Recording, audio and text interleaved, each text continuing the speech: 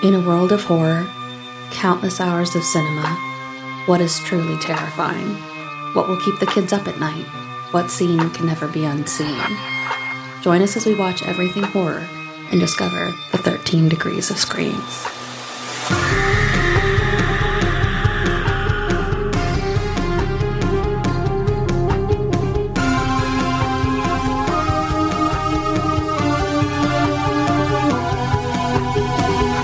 Welcome to 13 Degrees of Screams. We're your hosts, Stephanie. And Alex. And this week we save our brother from becoming a werewolf in Alvin and the Chipmunks Meet the Wolfman. So, Stephanie. Yeah.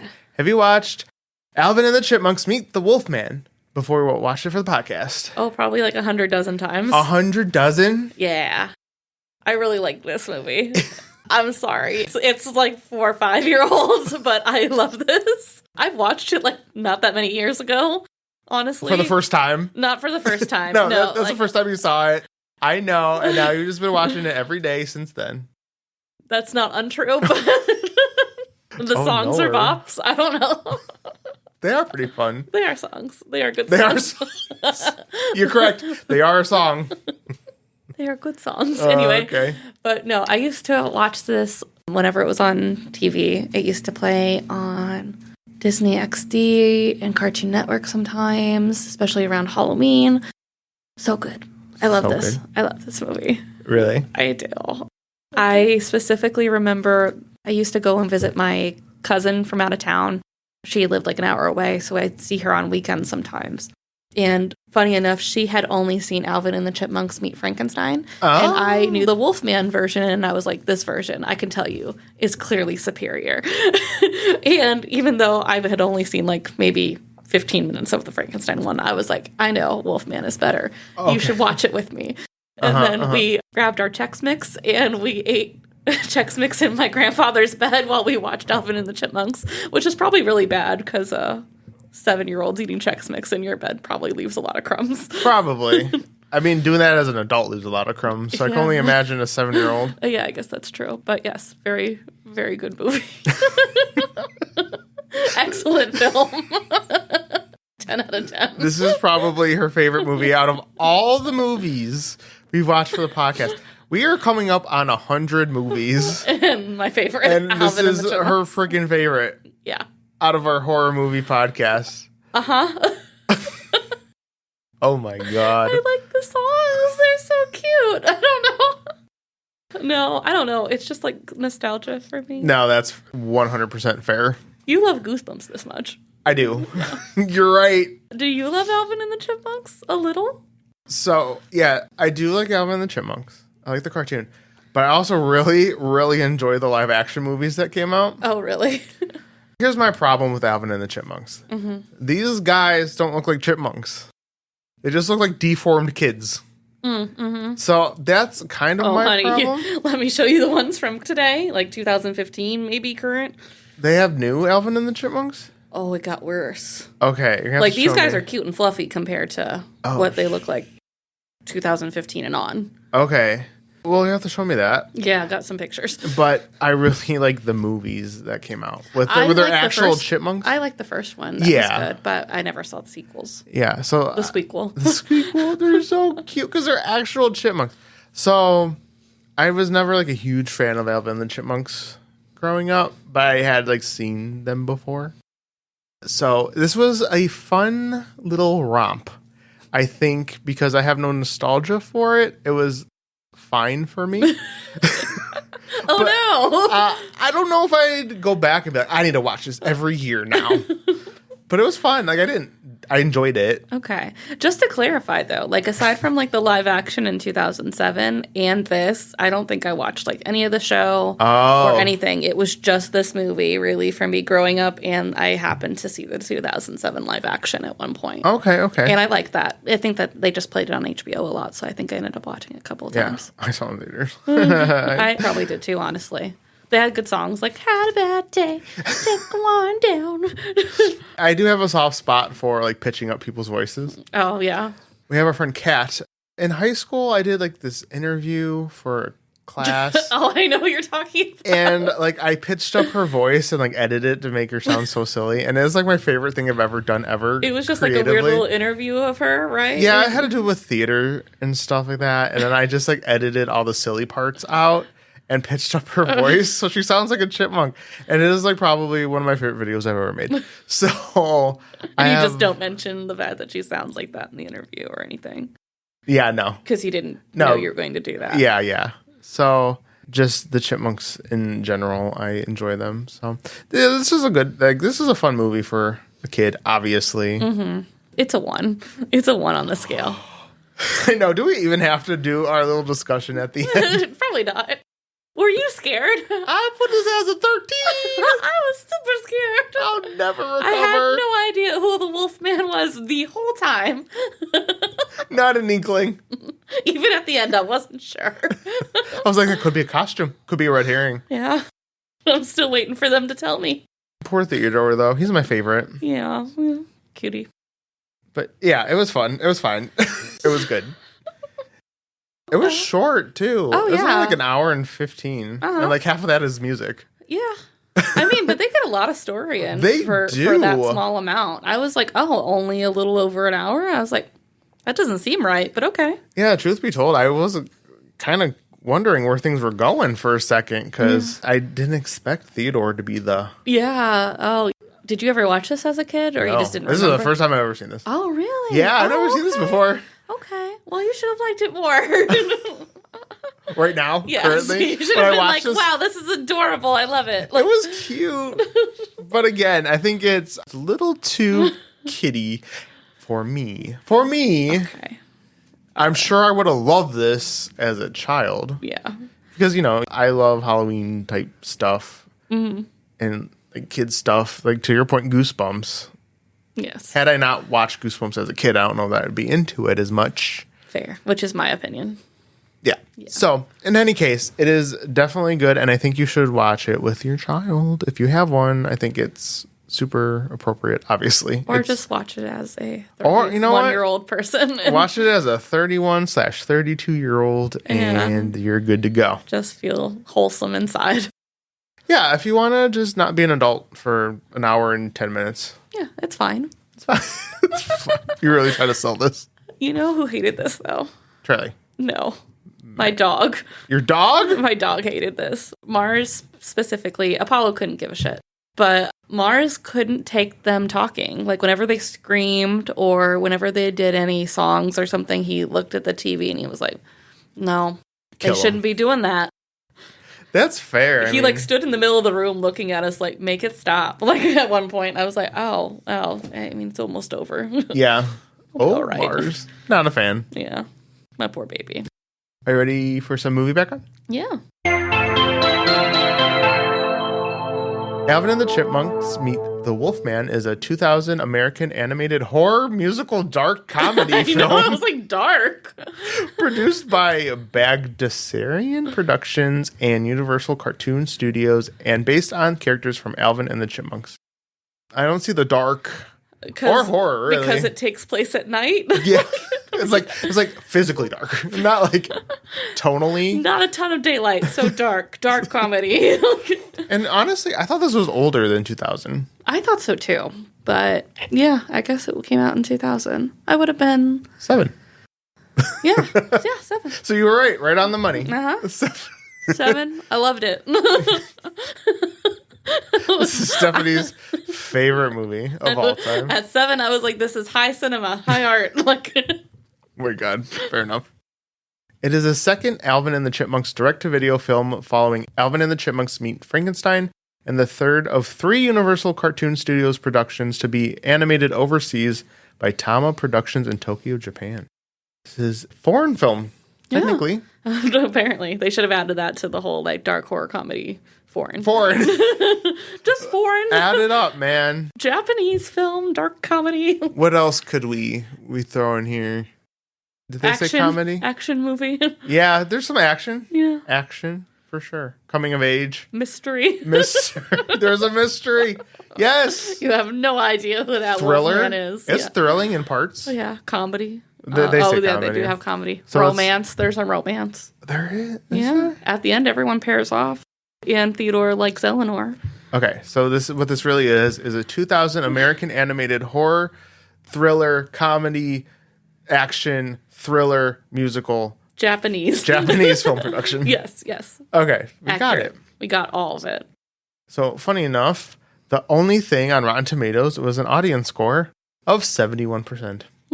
There's no critic score. No, it was a direct-to-video, so, I mean, I think it didn't hit the radar for some people. Like, no idea it was there. Yeah, I think that's fair. But 71? Yeah, I do, like, a little evolution of Alvin and the Chipmunks, and I had to kind of, like, slide it in there and be like, by the way, this happened in the timeline of Alvin and the Chipmunks. Oh, this movie? Yeah, because they didn't really even talk about it. Think about it, which I get it, I guess. Sad. Too bad. It's a classic. Would you like to hear about the evolution of Alvin and the Chipmunks? Sure. We're starting right off the bat. Yeah. Well, I figured it would be best to know about them before we get into the whole movie. Okay. Just so we understand where everyone's coming from here. So we understand all the complex nuances of Alvin and the Chipmunks. Jesus Christ. The deep lore. Because it's a real think piece. Oh my God. In 1958, Ross Bagdasarian Sr., as David Seville, released a novelty song about his romantic troubles featuring a witch doctor who offered advice on love.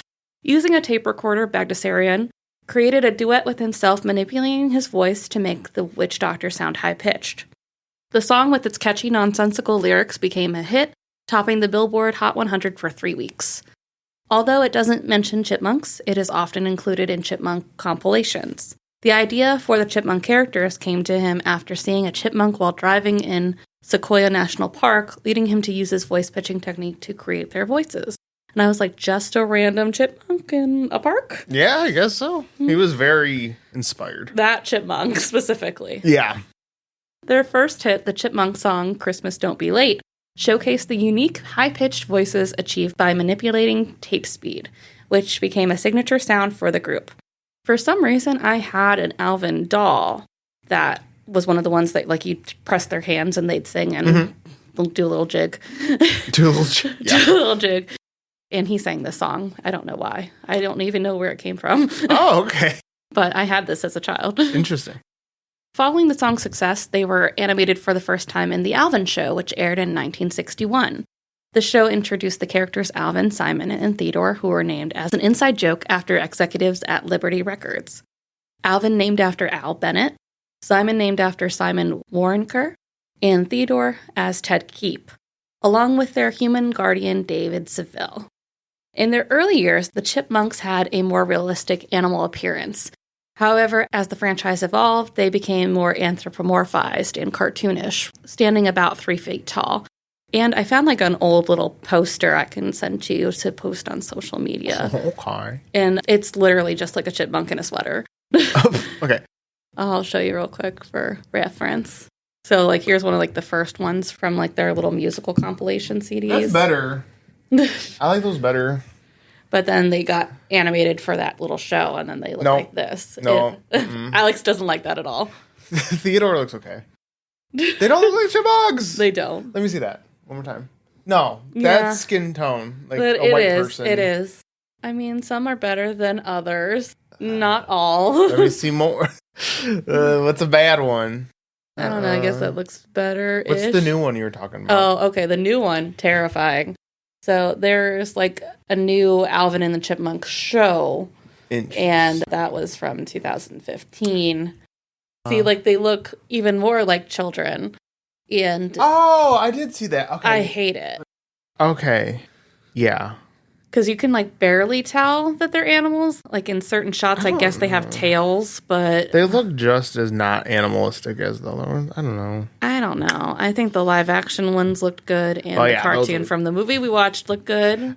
No, because they look poop. They look poop in the cartoon.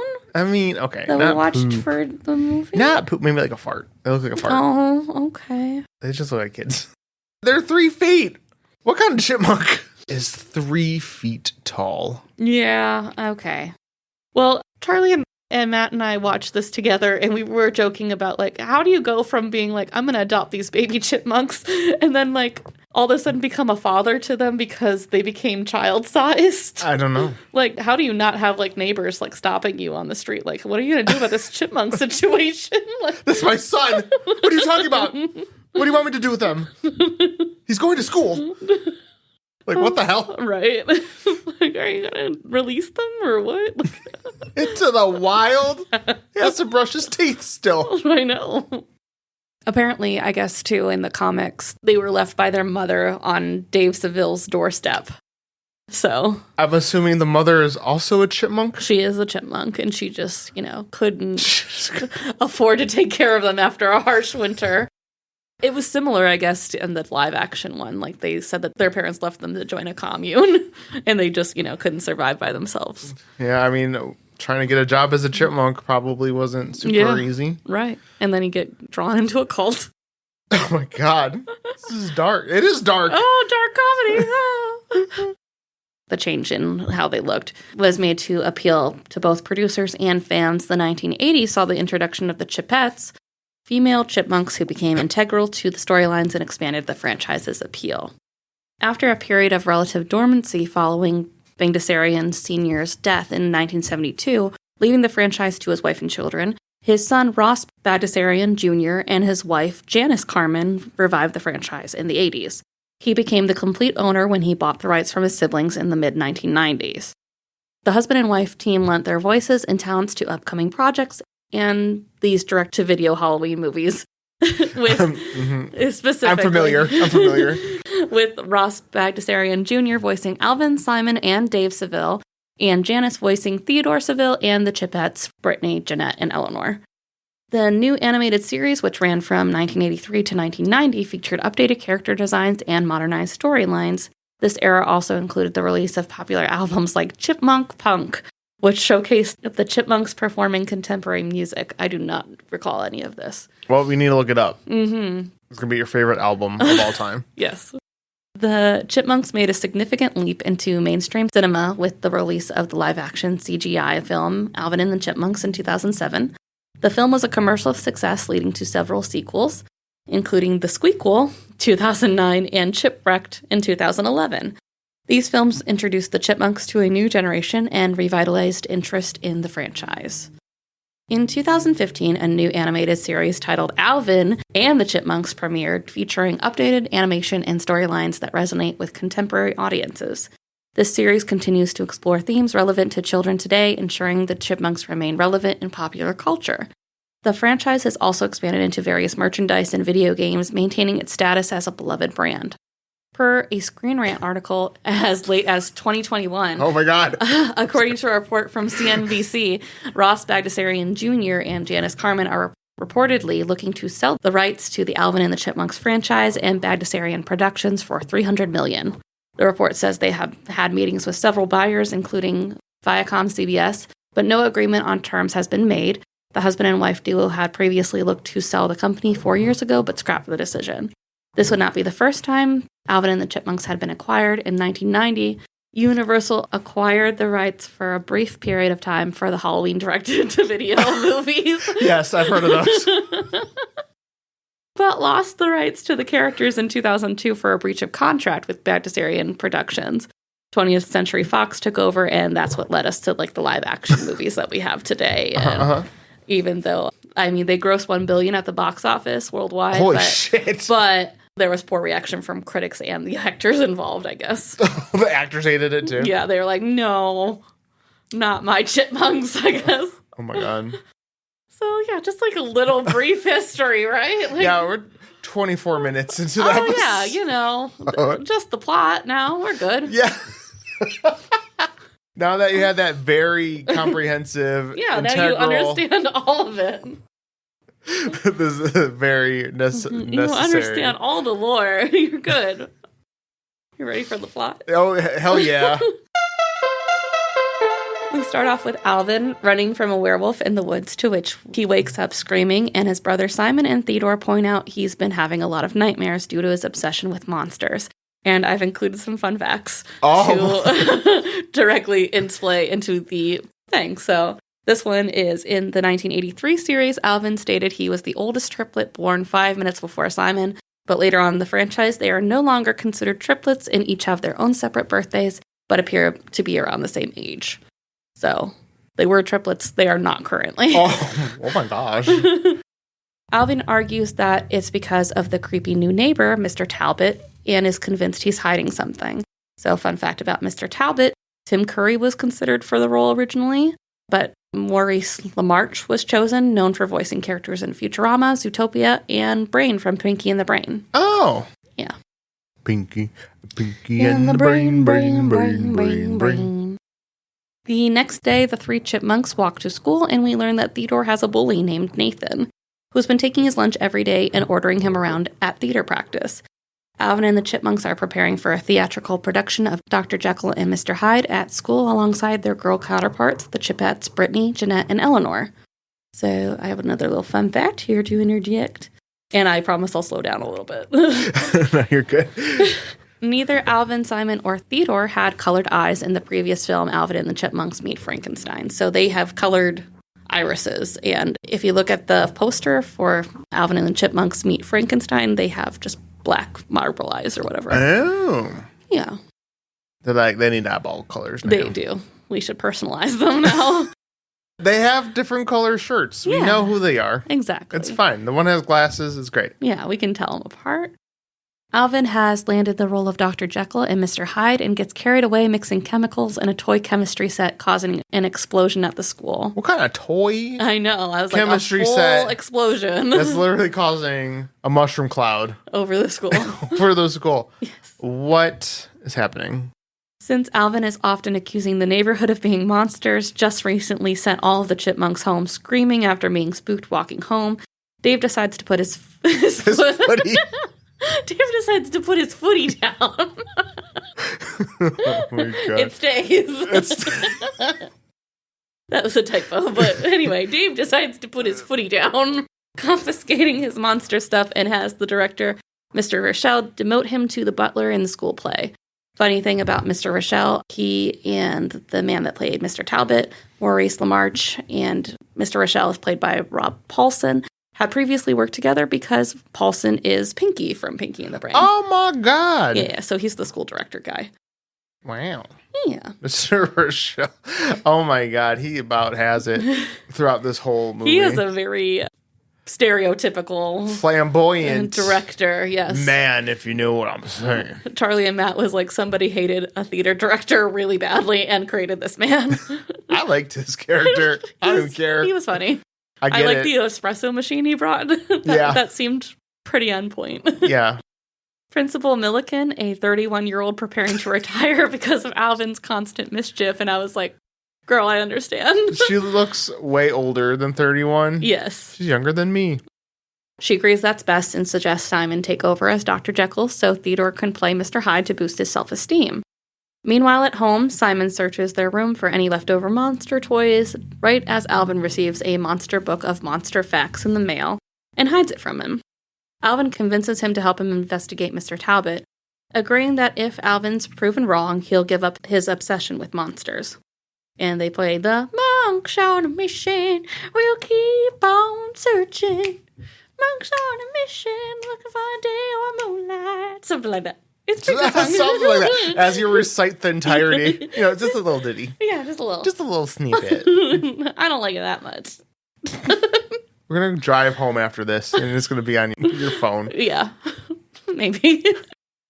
The book he received came with an amulet that Alvin tossed out the window. Theodore finds it in the yard while out practicing his lines and takes it to the Chipette's house to give to his crush, Eleanor. It's so cute. I know. He saw it on the TV when Alvin decides to buy it. There's like a little infomercial, and she's like, and it comes with this necklace I got as a deal with my brother, or something like that.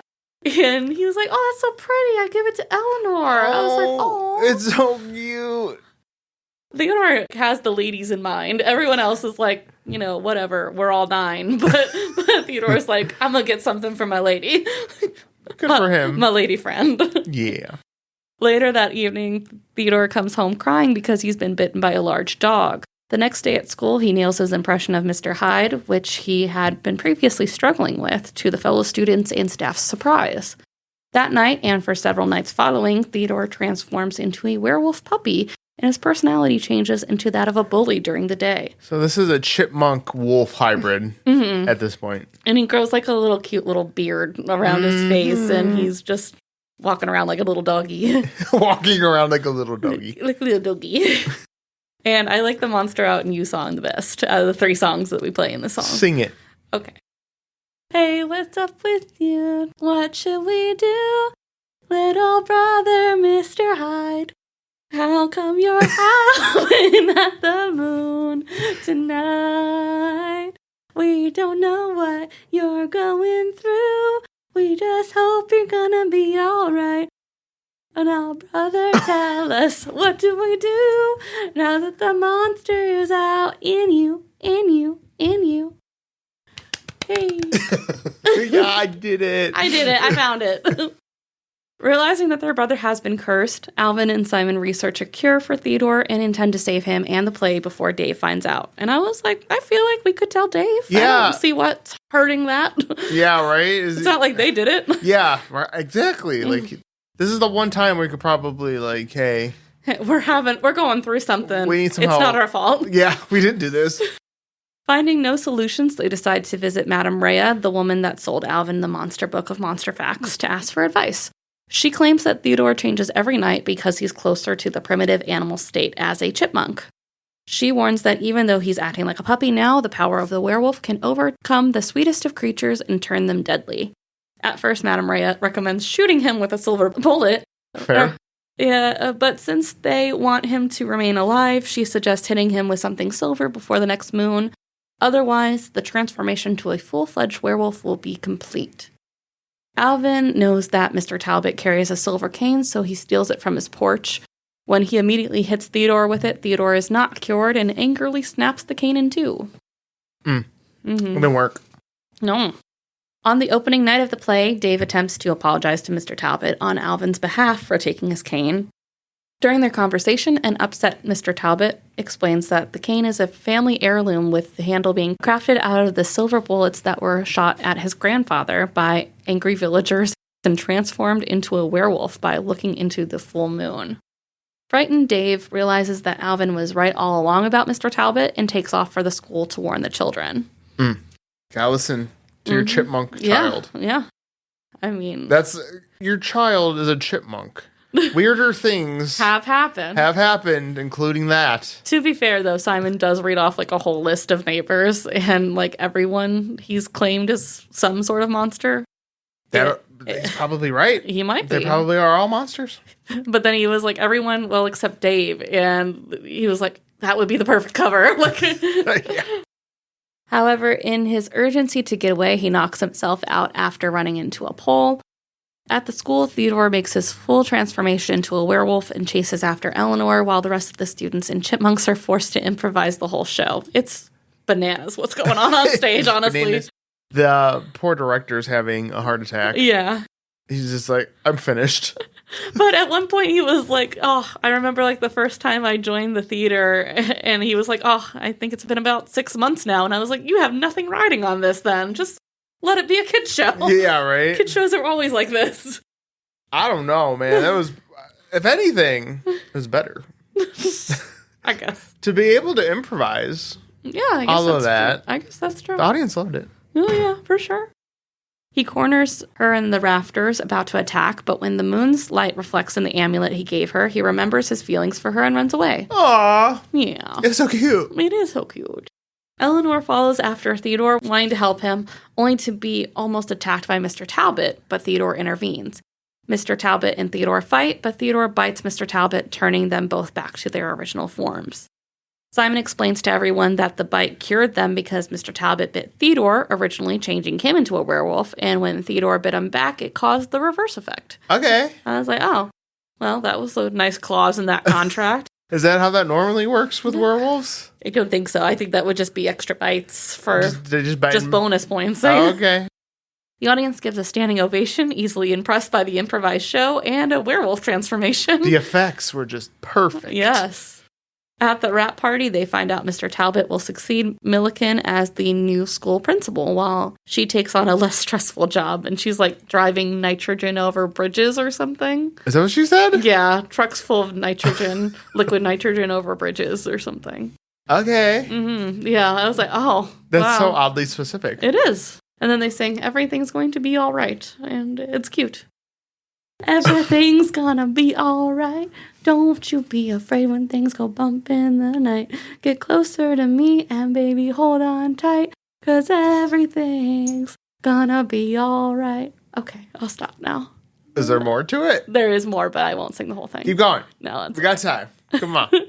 Give the audience a show. No, I will get copyrighted, I think, for singing all of the songs. Oh, probably at this point, it doesn't matter. We're probably way beyond that. But that was the end. Yay! Yay! Everyone's back to normal and not a werewolf. So, just a fun, silly weekend, I guess. Fun, silly weekend.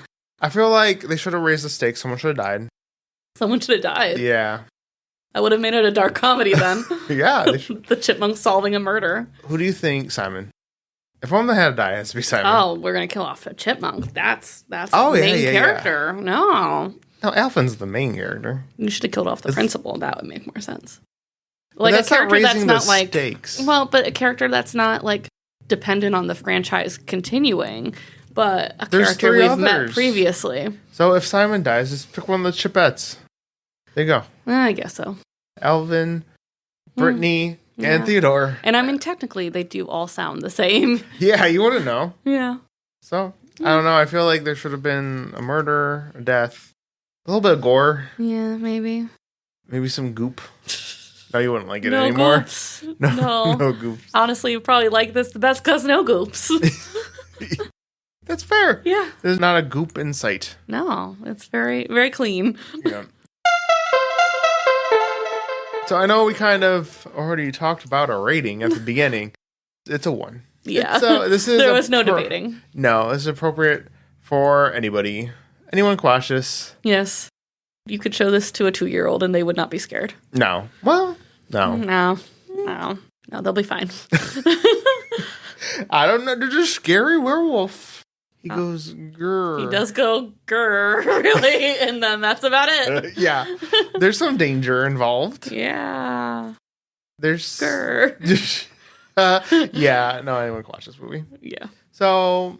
if you want to get your baby into horror movies, here's the start. Here's a start at the ripe age of half a year old. Yeah. Put this on, and then maybe in the next year you could graduate to Scream. Oh yeah, yeah, they'd be ready for that. Yeah, for sure. Right. This is very similar, to be honest. So much, there's so much singing in Scream. They do that all the time. Well, that's really the only difference. There's no singing in Scream, but there's scary stuff. Yeah. In Scream, and there's some scary stuff in Alvin and the Werewolf Man.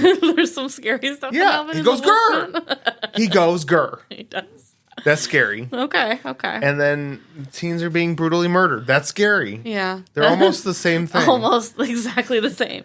Death in a cartoon with barely any blood to death and a lot of blood and no cartoon. What's blood but red water? It's not that big a deal. Oh, yeah. Okay. It's like paint. Just pretend it's paint. I don't know. I think maybe we should put another buffer movie in between Scream for your toddler. Shining. There's not a lot of gore in The Shining. Yeah, when the elevators open and there's a wave of red blood. Not a lot of gore, huh? What's the definition and when he comes after them with an axe? Wait. He doesn't actually well, no, he does axe. He axed the one guy, yeah. Okay, but what's the definition of gore? Is blood gore or is mutilated bodies gore? We shouldn't be talking about this in Alvin and the Chipmunks episode. No. Anyways, this is definitely a 1. They can watch Goosebumps a couple years after this. Yeah, that's more realistic. Okay. Fine. Maybe a Hocus Pocus in between that and Goosebumps. There you go. Yay! Everyone likes a hokey pokey.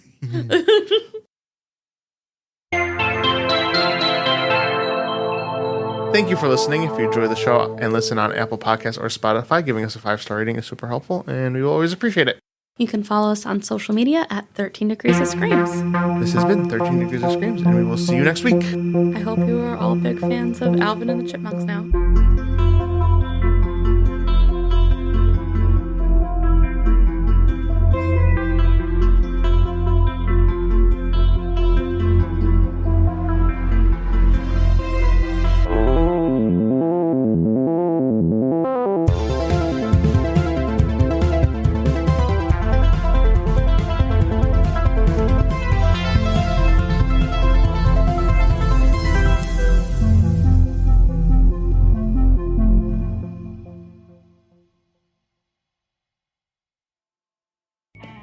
Hi, we are the Load Bearing Beams podcast. Every week we do a deep dive for about 90 minutes into a different movie.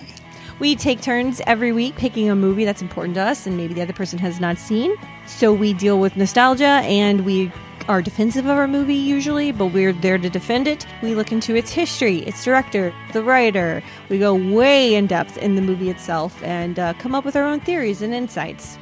Some recent movies that I have picked for us to talk about are Mad Max 2: The Road Warrior, the 1968 The Producers, and The Page Master. And some of my movies have been Cruel Intentions, Sister Act, and Goldie Hawn's Overboard. So listen to us every Friday, wherever you get your podcasts, or watch us on YouTube.